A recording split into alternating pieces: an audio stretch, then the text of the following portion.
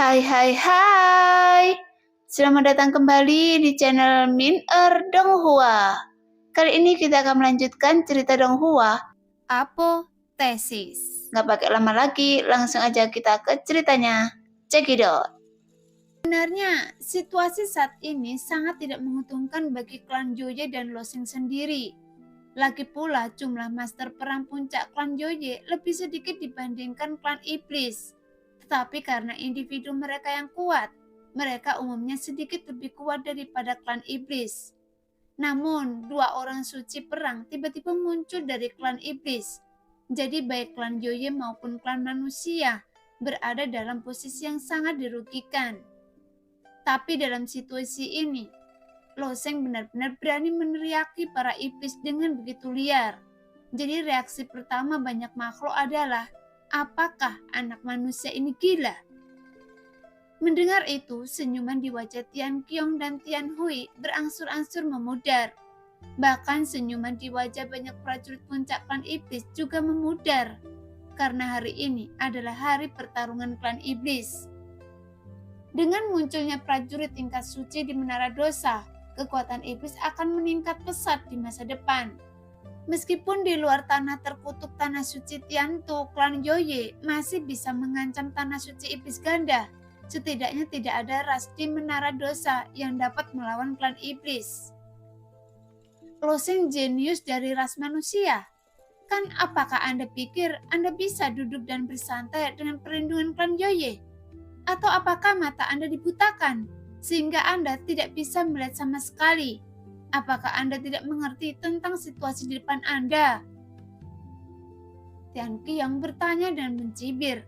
Pada saat ini bahkan Ling Yan dan banyak prajurit puncak lainnya dari klan Joye menunjukkan kebencian terhadap Loseng.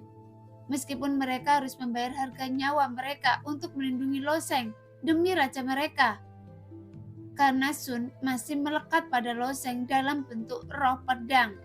Namun situasi di depannya benar-benar salah. Jadi Ling Yan sedang mempertimbangkan berapa harga yang harus dibayar untuk mempertahankan retribusi Loseng. Tapi begitu Loseng mengucapkan kata-kata ini, akan sulit bagi mereka untuk membereskan situasi. Munculnya dua orang suci perang klan iblis berarti hak untuk berbicara di Menara Dosa ada di tangan iblis. Zhou Fengyin juga menggunakan transmisi suara esensi sejati Yuan untuk bertanya kepada Zhou Suhe.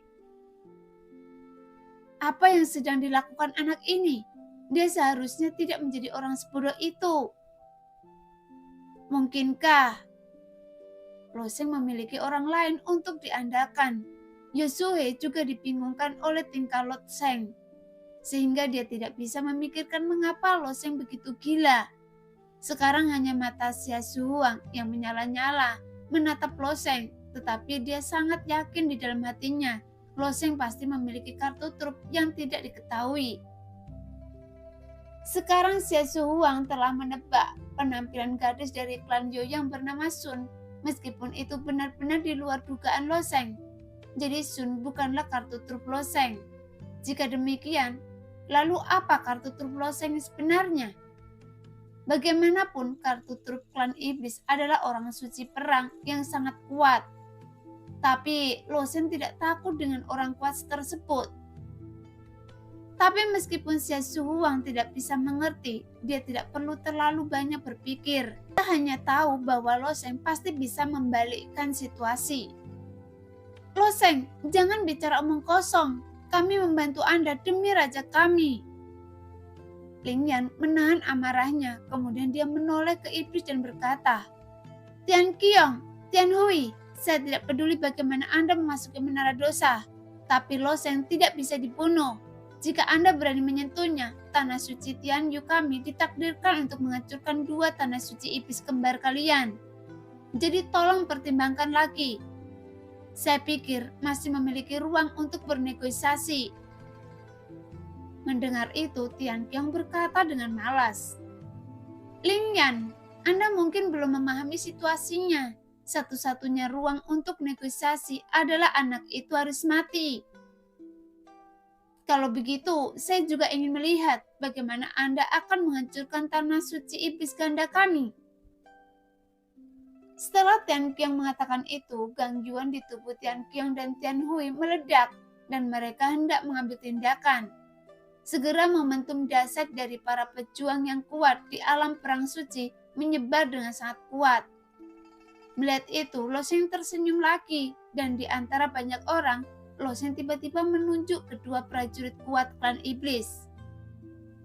Sangat disayangkan, meskipun mereka adalah dua pejuang yang kuat, mereka juga bekerja keras untuk memasuki menara dosa lagi, meskipun mereka hampir mati.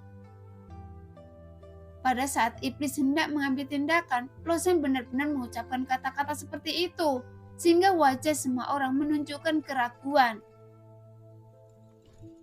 Lo Sheng, bisakah Anda benar-benar mampu menghadapi dua orang suci perang ini? Ling Yan bertanya dengan bingung. Lo Sheng mengangguk dan menjawab dengan sederhana. Tentu saja. Apakah Anda yakin bisa menghadapi dua orang suci perang itu? Ling Yan berkata dengan rasa ingin tahu. Lo Sheng tersenyum sedikit dan tidak menjawab secara langsung. Pada saat ini, Sun masih berdiri di samping Lo Sheng dengan acuh tak acuh tanpa berbicara. Bagaimanapun dia terikat pada Lo Sheng dalam bentuk roh pedang, dan dia menghadap Lo Sheng di monumen bakat. Jadi secara alami, Ling Yan bingung. Tapi Lo Sheng tiba-tiba menunjuk kedua orang suci perang iblis dan berkata dengan dingin. Kalian berdua, keluar dari menara dosa. Jelas, Lo Sheng telah dikenali oleh klan surgawi dan roh senjata secara alami akan mengikuti kata-kata Lo Sheng. Pada saat ini, semua orang merasakan gelombang tak kasat mata. Namun gelombang ini fluktuasi. Ini sepertinya tidak berasal dari makhluk hidup manapun, tetapi dari menara dosa itu sendiri. Di saat yang sama, dinding di salah satu sisi pertarungan terus bergetar, dan dinding tebal itu tiba-tiba membuat lubang besar. Melihat adegan ini, ekspresi dua prajurit iblis, Tian Qiang dan Tian Hui, tiba-tiba berubah. Karena meskipun mereka bisa tinggal di menara dosa untuk sementara waktu, bukan berarti mereka bisa melawan kekuatan membunuh tanah terkutuk. Jadi jika mereka dikeluarkan dari menara dosa dan mereka masuk ke tanah terkutuk, mereka akan langsung dikutuk sampai mati. Apalagi mereka hanya seorang prajurit suci perang, bahkan prajurit alam laut dewa pun akan mati. Karena ketika Tian Mio abadi kembali ke wilayah tengah, sebagai makhluk abadi, dia masih tidak dapat memasuki tanah terkutuk untuk mendapatkan warisan penting itu, yang menunjukkan bahwa bahkan makhluk abadi pun tidak dapat menahan kekuatan kutukan. Jadi setelah melihat retakan yang kuat, kedua orang suci perang iblis itu merasakan firasat buruk di hati mereka. Saat dua orang suci perang iblis menabuh genderang di dalam hati mereka, kekuatan tak terlihat melewati kepala semua orang dan tiba-tiba berubah menjadi dua tangan raksasa untuk meraih Tian Qiang dan Tian Hui untuk menyeret mereka menuju celah. Apa ini? Lepaskan saya! Setelah dibungkus oleh kekuatan itu, kedua orang suci perang iblis itu terus meronta. Bahwa gangguan yang sangat kuat melonjak keluar dari tubuh mereka, mencoba melepaskan diri dari tangan tak kasat mata itu. Bagaimanapun, kekuatan orang kuat di alam suci perang setara dengan orang kuat di alam hidup dan mati di wilayah tengah. Tapi meskipun kedua orang ini berjuang mati-matian, mereka tidak dapat melepaskan diri dari belenggu tangan besar itu. Sehingga wajah banyak makhluk juga penuh dengan ketakutan, bahkan para pejuang kuat di level orang suci perang tidak dapat melepaskan diri dari kekuatan tak kasat mata tersebut. Jadi banyak master perang puncak yang hadir, mungkin tidak memiliki ruang untuk melawan.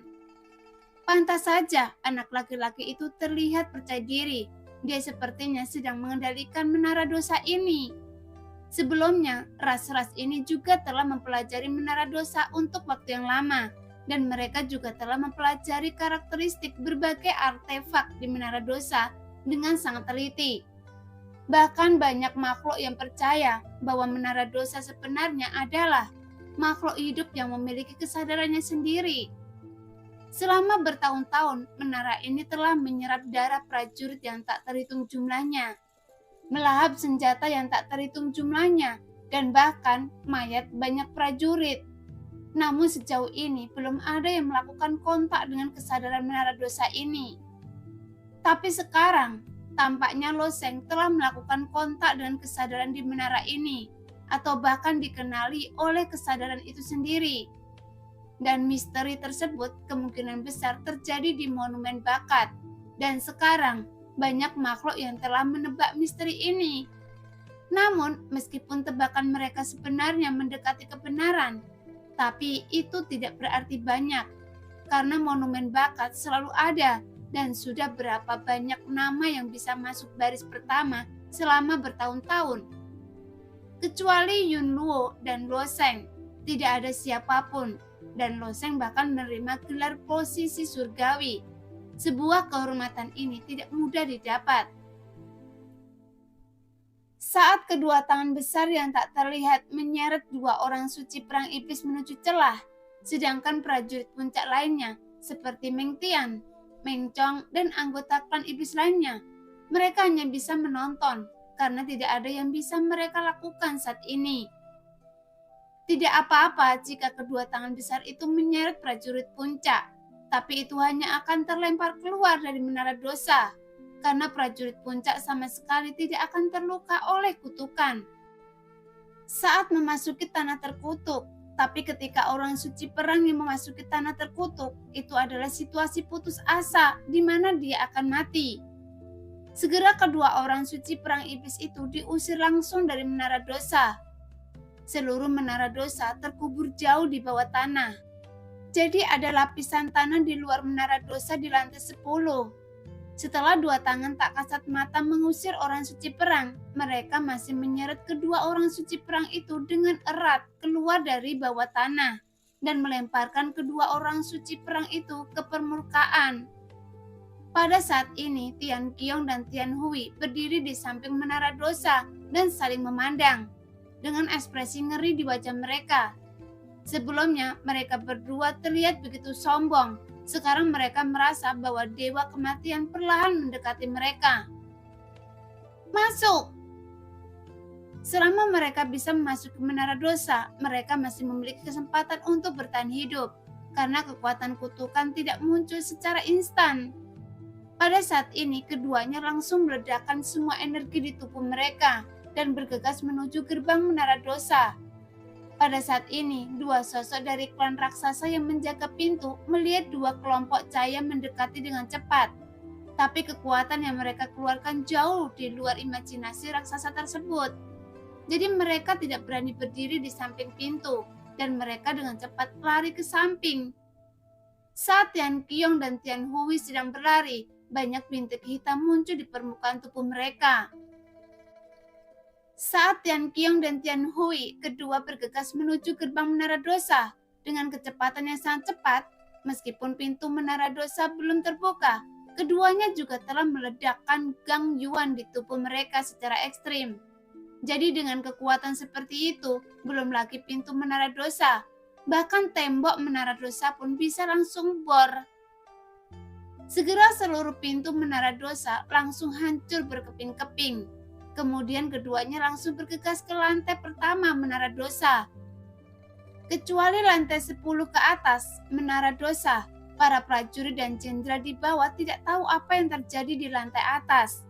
Bahkan pertempuran sengit sedang terjadi di lantai pertama menara dosa. Seorang pejuang dari klan iblis malam bertarung melawan seorang pejuang dari klan raksasa. Para prajurit klan iblis malam pandai dalam seni pembunuhan dan penyembunyian. Jadi tubuh mereka sangat fleksibel dan dapat diubah. Mereka terus-menerus berputar di sekitar prajurit raksasa, menunggu kesempatan untuk menyerang seperti pukulan fatal bagi lawan. Namun prajurit raksasa itu memegang tongkat besi hitam di tangannya dan melindungi dirinya dengan sangat teliti tanpa celah apapun. Saat kedua prajurit itu saling berhadapan, prajurit dari berbagai ras tiba-tiba mendengar suara ledakan datang dari pintu. Kemudian dua sosok ras iblis terlihat berdiri di aula lantai pertama menara dosa. sehingga banyak makhluk saling memandang untuk beberapa saat dengan ketakutan di mata mereka. Kekuatan macam apa kedua iblis ini? Mengapa saya tidak bisa melihat dengan jelas? Ya, mereka tampaknya adalah ahli perang iblis, kan? Saya melihat prajurit iblis puncak 2 tahun lalu, tetapi mereka tidak memberi saya kesan yang bagus. Melihat dari tekanan besar ini, kedua orang ini mungkin adalah orang kuat di tingkat orang suci perang. Kentut, bisakah orang suci perang memasuki tanah terkutuk? Mereka mungkin terbunuh oleh kutukan saat mereka melangkah ke tepi tanah terkutuk. Pada saat ini, banyak prajurit memandangi Tian Hui dan Tian Qiong karena ledakan Gang Yuan barusan terlalu dahsyat.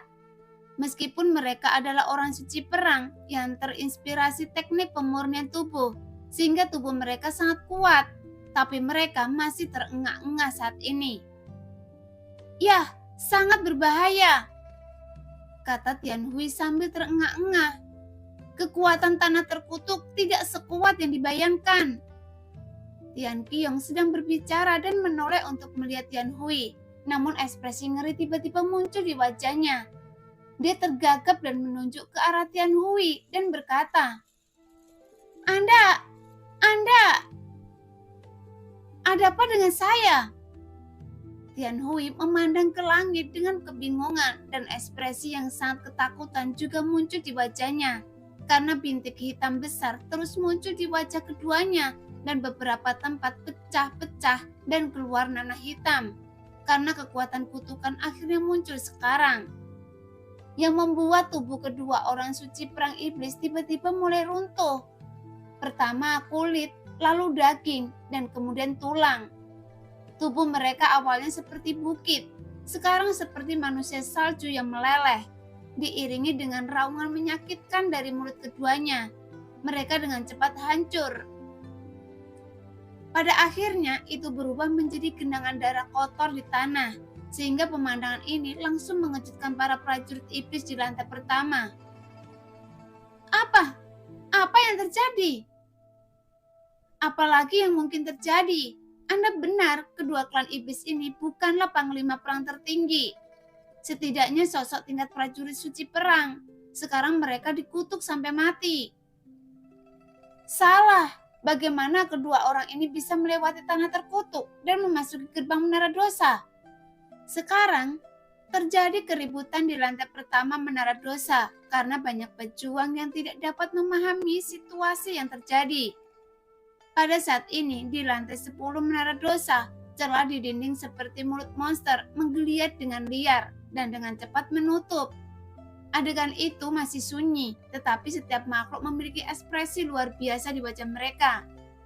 Lingyan mengedipkan mata ke samping dan seorang prajurit dari klan Yoye melayang seperti angin menuju pintu masuk ke lantai 9 menara dosa. Jelas pergi ke lantai atas untuk mencari informasi bahwa Meng Tian juga memerintahkan iblis junior untuk naik ke lantai pertama menara dosa. Namun sekarang, prajurit puncak klan iblislah yang paling gugup. Meng Tian tahu betul bahwa Tian Qiong dan Tian Hui tidak benar-benar kebal terhadap kutukan tanah terkutuk. Tetapi iblis menemukan cara untuk mempertahankan pejuang yang kuat di menara dosa.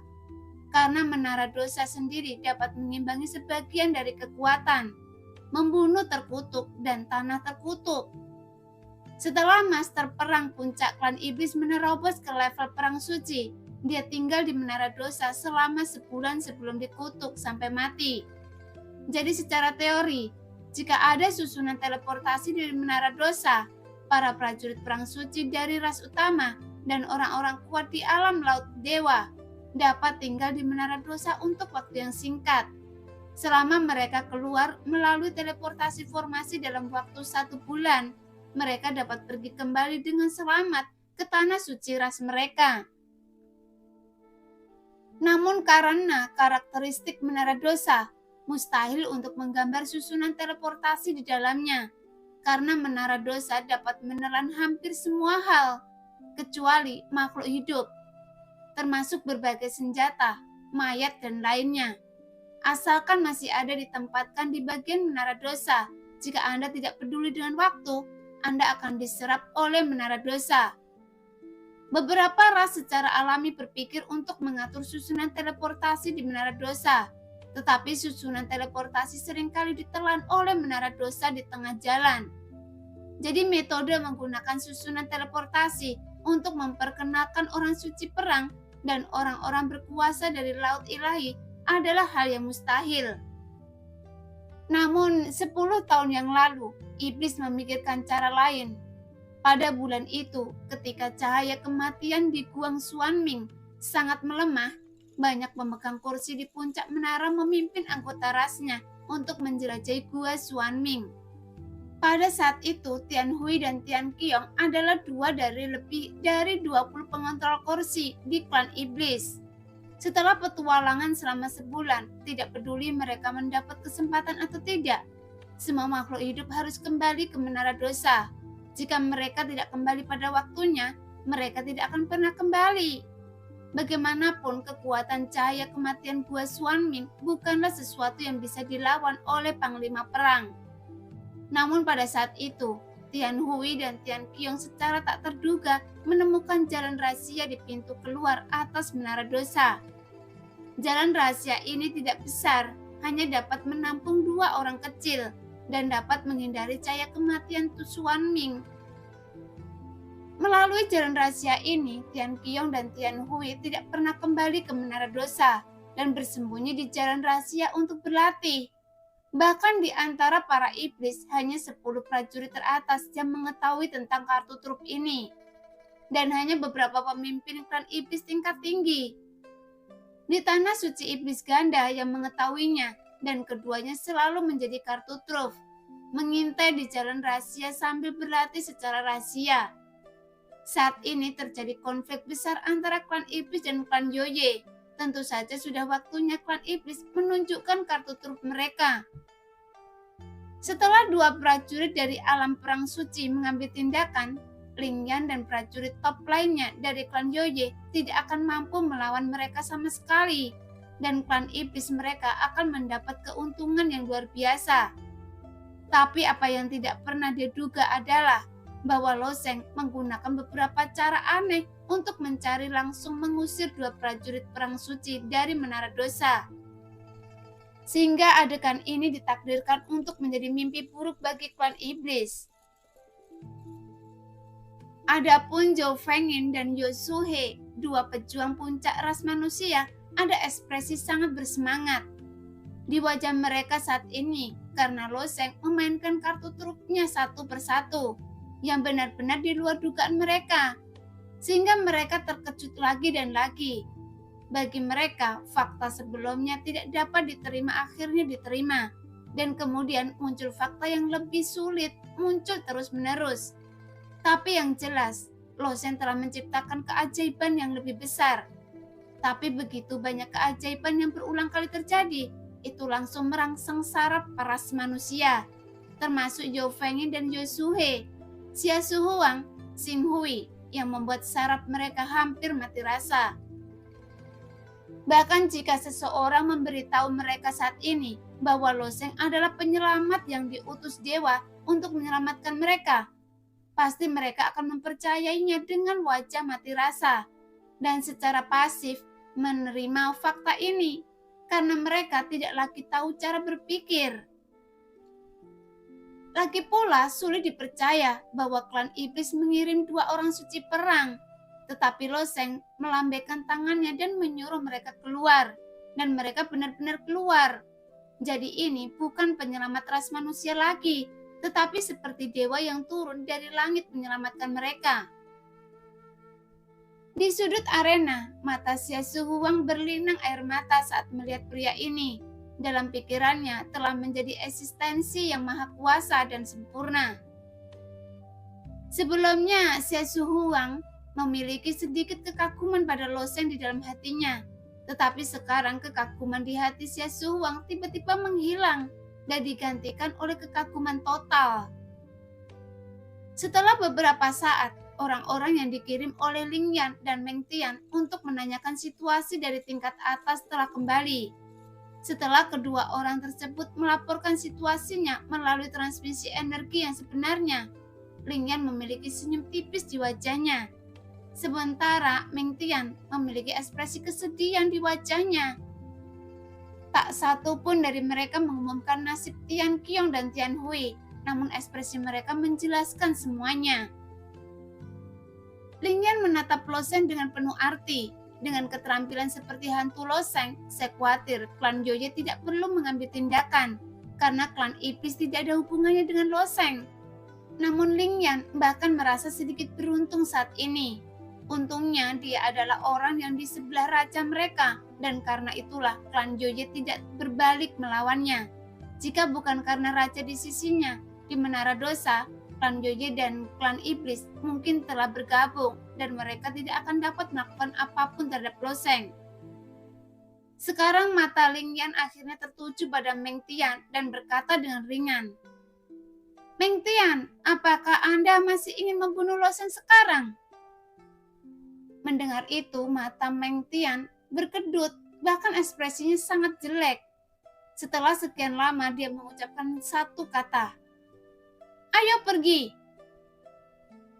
Tanpa dua orang suci perang yang kuat yang bertanggung jawab, klan iblis tidak dapat mengambil keuntungan apapun melawan klan Joye. Belum lagi ada Lo Sheng. Metodenya hanya menunjukkan bahwa bahkan orang suci perang pun tidak bisa melawan, apalagi para panglima perang puncak ini. Sekarang banyak prajurit klan iblis terkemuka juga menoleh dan bersiap untuk pergi bersama Meng Tian. Sedang Meng Chong di sisi lain menatap Lo Sheng karena Lo Sheng jelas hanya seorang prajurit manusia tingkat 10 dan seorang pria kecil. Dia awalnya berpikir dia bisa membunuh Lo Sheng hanya dengan satu tangan, tapi sekarang sebenarnya menyebabkan begitu banyak prajurit puncak gagal. Jika orang ini tidak dihilangkan, maka klan iblis akan jatuh ke dalam bahaya besar yang tersembunyi. Tapi bagaimana cara membunuhnya sekarang? Hanya saja tidak ada yang bisa memberikan jawaban kepada Meng Chong. Senyum tipis pemuda ini sepertinya memaksa dirinya untuk tenang sebelumnya. Tetapi pada saat ini, bagi Meng Chong, hal itu tampaknya memang sangat tak terduga. Pada akhirnya, Meng Chong hanya bisa menggertakkan gigi dan pergi bersama Meng Tian. Namun beberapa pejuang dengan pandangan ke depan, mereka memahami saat ini bahwa arah angin di Menara Dosa akan berubah. Dan 128 kursi di lantai atas Menara Dosa mungkin juga akan dirombak. Setelah banyak ahli perang iblis pergi, lantai 10 Menara Dosa tampak sedikit kosong. Pada saat ini, Lingyan bertanya, "Lo Sheng, bagaimana Anda melakukannya?" Bagaimanapun, dia melihat Lo Sheng dengan mudah melemparkan dua orang suci perang iblis keluar dari Menara Dosa. Bahkan kedua orang suci perang itu tidak memiliki kekuatan untuk melawan, yang membuat Lingyan banyak bertanya yang ingin keluar dari kepalanya. "Anda tidak perlu bertanya." Tiba-tiba Sun berkata dengan tenang. Mendengar kata-kata Sun, Lingyan segera mengangguk dan segera menjawab, "Dimengerti, Rajaku." Lagi pula setiap orang memiliki rahasianya masing-masing. Jika dia menghadapi Lo Sheng sendirian, Lingyan akan sangat tertarik untuk mengetahui kebenarannya. Tetapi karena raja tidak akan membiarkan Lingyan bertanya, maka Lingyan tentu saja tidak akan banyak bicara. Setelah prajurit teratas klan iblis pergi, Lingyan juga memerintahkan prajurit puncak klan Joye untuk pergi. Saat banyak jenderal di lantai 10 Menara Dosa mulai berbisik, Sun memandang Lo Sheng dengan tenang dan berkata, "Ayo pergi ke tanah suci Tianyu, saya punya sesuatu yang sangat penting." "Bisakah Anda menunggu lebih lama lagi? Kita akan pergi setelah saya benar-benar menyempurnakan cahaya ciptaan," kata Lo Sheng perlahan. "Oke." Setelah Sun selesai berbicara, dia mengangkat matanya sedikit dan mendarat di Yun Luo di panggung penonton. Di bawah kekacauan besar tadi, Yun Luo hanya diam-diam mengamati segala sesuatu di arena. Bahkan ekspresinya tidak berubah sama sekali dari awal hingga akhir. Sekarang mata Sun bertemu dengan mata Yun Luo, tetapi mata mereka sedikit berkedip. Kemudian Sun mengambil langkah dan berjalan menuju Yun Luo. "Saya mengenal Anda." kata Sun dengan tenang. Tubuh Sun memancarkan aura tak kasat mata sepanjang waktu. Tidak berasal dari tingkat jiwa, melainkan aura seorang raja yang telah dikembangkan selama bertahun-tahun, setelah berkuasa dalam waktu yang lama. Menghadapi momentum seperti ini, makhluk yang sedikit lebih lemah mungkin tidak bisa menahan diri untuk tidak berlutut di tanah, apalagi berdiri di depan Sun. Namun Yonluo sepertinya tidak terpengaruh sama sekali oleh momentum ini, dan masih berkata dengan acuh tak acuh, "Saya tahu, saya juga mengenal Anda. Kuharap Anda bisa sukses di masa depan," kata Sun lagi tanpa bisa dijelaskan. Yonluo berkedip menatap Sun dan berkata, "Jika saya berhasil, saya pasti akan membantu Anda." "Terima kasih." Sun mengangguk. Dengan senyuman tak terduga di wajahnya, meskipun percakapan antara keduanya tidak dapat dipahami dan benar-benar membingungkan, tetapi Lo Sheng yang berdiri di sampingnya mendengar beberapa misteri. Menurut VR, raja dari klan Yoye, mereka bukan dari dunia ini, tapi dari dunia atas, dan merupakan raja dari semua klan Yoye. Karena Sun dan Yonluo saling mengenal, maka Yonluo juga harusnya berasal dari dunia atas, dan keduanya harus saling mengenal di dunia atas. Tapi karena ada satu Yonluo di wilayah tengah, dan satu lagi Yonluo di benua naga laut. Namun jika Lo Sheng bisa menemukan kesempatan untuk menanyakan pertanyaan ini pada Sun, mungkin dia bisa menemukan kebenarannya. Setelah berbicara dengan Yonluo, Sun kemudian berkata kepada Lingyan, "Setelah Lo Sheng memurnikan cahaya ciptaan, kita akan pergi ke tanah suci Tianyu. Saya akan mematuhi perintah rajaku." Lingyan, Bai Huan, dan Tuan Mei datang ke depan Sun, membungkuk dan berkata serempak. Kemudian Sun tiba-tiba berubah menjadi titik cahaya merah dan menghilang ke tubuh Lo Sheng. Setelah Lo Sheng mengambil kembali pedang suci yang dia lempar, dia berjalan menuju Xia Shuhuang lagi. Bahkan sebelum dia mendekat, senyuman hangat muncul di wajah Xia Shuhuang, seolah dia sedang menyaksikan pahlawan manusia datang dengan penuh kemenangan. "Terima kasih," kata Lo Sheng kepada Zhou Fengyi dan Zhou Zuhe. Faktanya kemunculan dua pengendali kursi ras manusia, Zhou Fengyi dan Zhou Zuhe, tidak mengubah situasi sama sekali. Namun ras manusia akhirnya melangkah maju pada saat paling kritis dan berusaha keras untuk menyelamatkan diri. Jadi Lo Sheng tentu saja ingin berterima kasih pada mereka, dan sekarang Lo Sheng pasti akan mendorong ras manusia. Namun jika mereka seperti Xing Hui itu, dengan tangan di atas kepala, tidak dapat mengintai ketika mereka dalam bahaya, dan hanya mempermalukan diri mereka sendiri sebagai sesama ras. Ketika itu bermanfaat, maka Lo Sheng tidak akan menghargainya sama sekali, dan tidak akan peduli meski mereka sesama satu ras manusia. Kita semua adalah manusia, dan hanya ini yang harus kami lakukan. Yosuhe tiba-tiba berkata, "Sayang sekali ras manusia kita terlalu lemah dan tidak mampu melawan iblis. Bahkan jika kita ingin berdiri sekarang, kami tidak dapat melakukan apapun." "Itu tidak benar. Saya tidak menyalahkan Anda karena Anda bersedia berdiri saat ini. Itu sudah cukup memalukan bagi Anda." Lo Sheng menggelengkan kepalanya. Jika Lo Sheng benar-benar terbunuh, klan Yoye tidak akan menemui banyak masalah. Dan yang paling merepotkan adalah ras manusia, karena mereka pasti akan menghadapi balas dendam gila dari klan iblis.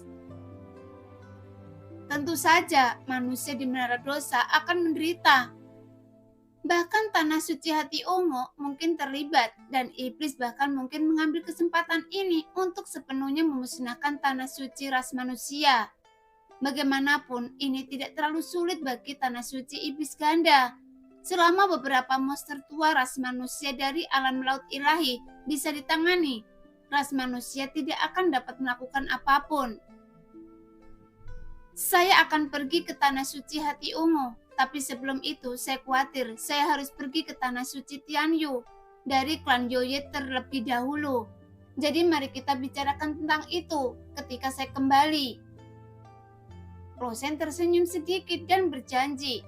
Setelah mendengar kata-kata Loseng, dua master perang puncak perang, mereka merasakan sedikit rasa terima kasih di hati mereka yang belum pernah terjadi sebelumnya, bahwa seorang master perang akan sangat berterima kasih kepada seorang pejuang, karena keduanya sangat jelas tentang arti kata-kata Loseng. Sekarang Loseng telah mencapai langkah ini, jadi dia harus memimpin ras manusia untuk bangkit. Meskipun hari ini hanya 2 orang suci perang dari ras iblis yang mati, saya percaya bahwa dalam waktu dekat seluruh menara dosa mungkin harus dirombak. Setelah selesai berbicara, Loseng berbalik dan pergi menuju ke ruang tamu.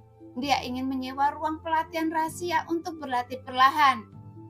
Melihat kepergian Loseng yang perlahan, Xia Shuang awalnya ingin mengatakan sesuatu, tetapi ketika kata-kata itu ingin keluar dari mulutnya, dia tiba-tiba terdiam dan akhirnya tidak mengatakan apa-apa. Di ruang rahasia, Loseng duduk dengan tenang. Dengan senyuman tak berdaya tiba-tiba muncul di wajahnya. Dia tiba-tiba menemukan bahwa tubuhnya begitu penuh dan sesak. Tidak hanya ada 9 naga sejati yang mengintai di benaknya, tetapi ada juga tungku misterius yang asal-usulnya tidak jelas. Sekarang roh pedang di tubuhnya sebenarnya adalah raja dari Yoye. Bahkan dia juga memiliki kesadarannya sendiri, sehingga ini seperti lelucon bagi Loseng.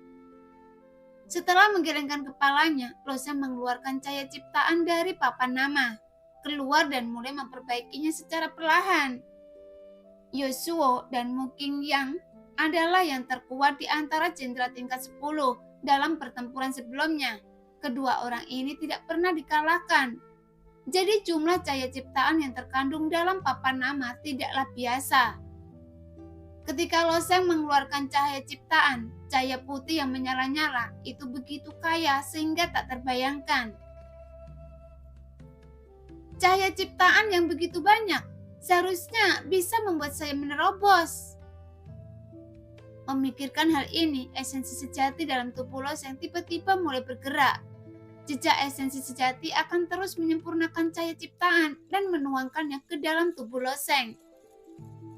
3 hari kemudian, Loseng meninggalkan ruang latihan rahasia. Ketika Loseng keluar lagi, Mu Qingyang yang berdiri di pintu ruang latihan rahasia memberinya senyuman cerah, seolah-olah wanita dari klan Yoye ini sedang menunggu Loseng keluar dari pengasingan. Tentu saja, klan Yoye tidak memperdulikan Loseng sendiri, melainkan roh pedang di tubuh Loseng.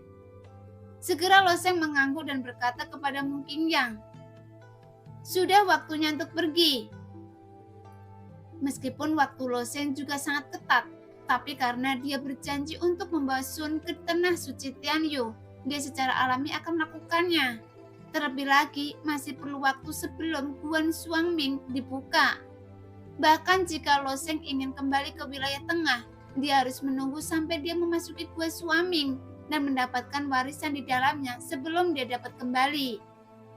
Oleh karena itu, Loseng memiliki waktu yang relatif banyak. Di bawah kepemimpinan Mu Qingyang, Loseng kembali ke lantai pertama Menara Dosa.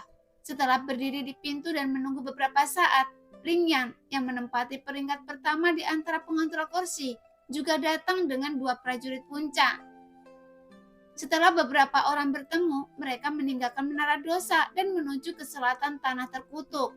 Namun karena terbang dilarang di Tanah Terkutuk, jika mereka memaksa terbang, akan ada kekuatan mengerikan yang menekan.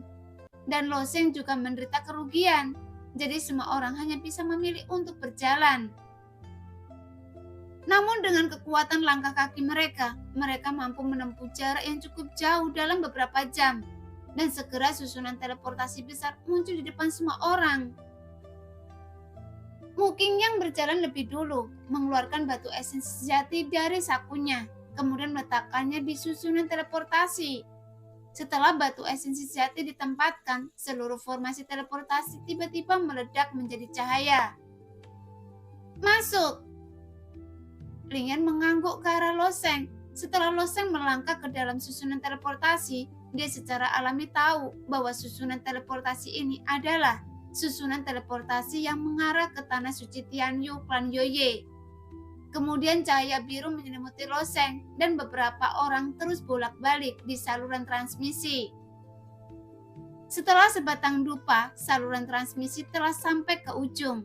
Ketika cahaya menghilang, loseng menghirup aroma bunga yang samar. Jadi pemandangan di sini sangat berbeda dengan tanah terkutuk. Kecuali banyak keras, tidak ada kehidupan di tanah terkutuk ini. Di sini terdapat hutan hijau zamrud di mana-mana. Berbagai tanaman tumbuh subur dan bunga berwarna-warni bermekaran terlepas dari musim. Seindah negeri dongeng di bumi. Ketika loseng melihat ke atas, dia melihat pohon besar di kejauhan. Pohon besar apa itu? Loseng bertanya.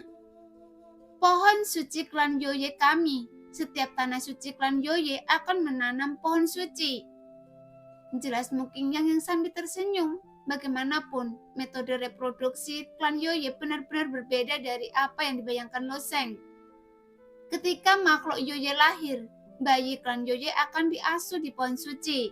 Mengandalkan pohon suci, mereka dapat menyerap esensi langit dan bumi dari pohon suci. Sehingga tubuh fisik anggota klan Yoye yang tumbuh perlahan akan jauh lebih kuat dibandingkan ras lain.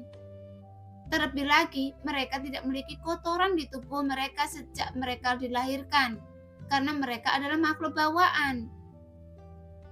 Ini sebabnya mengapa individu dari klan Yoye jauh lebih kuat dibandingkan ras lain. Namun di dunia yang luas ini, keseimbangan yang rumit tetap terjaga di mana-mana. Meskipun klan Yoye secara individu kuat, namun kemampuan reproduksinya sangat lemah. Jadi meskipun tanah suci Tianyu dikenal sebagai tanah suci kelas 7, hanya ada sekitar 1 juta anggota klan Yoye di seluruh tanah suci.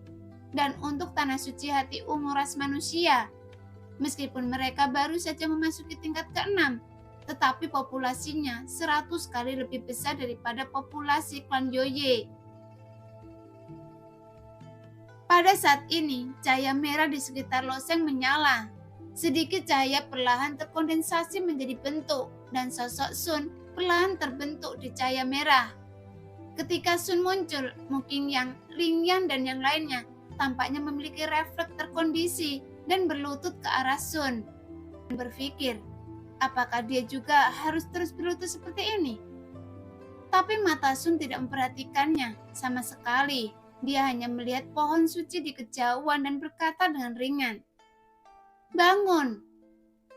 Lalu dia berkata kepada Loseng, "Ayo pergi." Mendengar itu, Loseng melompat ke arah Sun, melaju kencang di udara. Adapun Lingyan dan Mukingyang dan yang lainnya juga terbang dan mengikuti di belakang. Selama penerbangan, Loseng tiba-tiba mendekati Sun dan bertanya, "Mengapa? Mengapa Anda mengenal Yun Luo?" Mendengar itu, Sun melirik Loseng dengan ringan dan menjawab, "Karena saya mengenalnya." Loseng memutar matanya, hanya bisa bertanya lagi.